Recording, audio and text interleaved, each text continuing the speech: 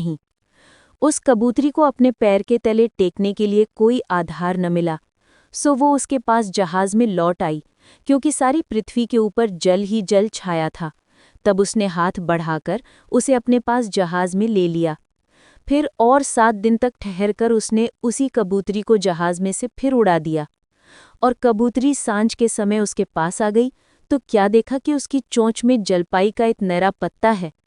इससे नूह ने जान लिया कि जल पृथ्वी पर घट गया है।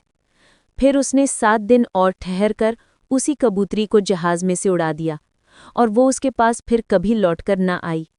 फिर ऐसा हुआ कि 601 वर्ष के पहले महीने के पहले दिन जल पृथ्वी पर से सूख गया। तब नूह ने जहाज की छत खोलकर क्या देखा कि धरती सूख गई है, और दूसरे महीने के 27वें दिन को पृथ्वी पूरी रीति से सूख गई।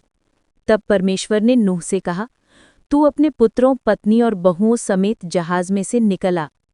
क्या पक्षी, क्या पशु, क्या सब भांति के रेंगने वाले जंतु जो पृथ्वी पर रेंगते हैं, जितने शरीरधारी जीव जंतु तेरे संग हैं, उस सब को अपने साथ निकाल ले आ, कि पृथ्वी पर उनसे बहुत बच्चे उत्पन्न हो, और वे फूले फले और पृथ्वी पर फैल जाएं।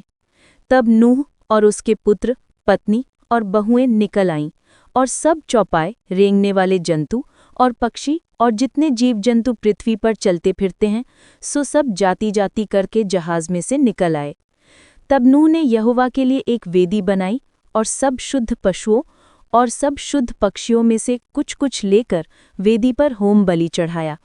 इस पर यहोवा ने सुखदायक सुगंध पाकर सोचा कि मनुष्य के कारण मैं फिर कभी भूमि को शाप न दूंगा।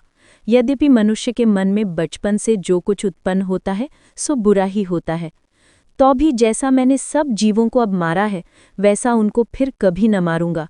अब से जब तक पृथ्वी बनी रहेगी तब तक बोने और काटने के समय, ठंड और तपन, धूपकाल और शीतकाल, दिन और रात निरंतर होते चले जाएंगे।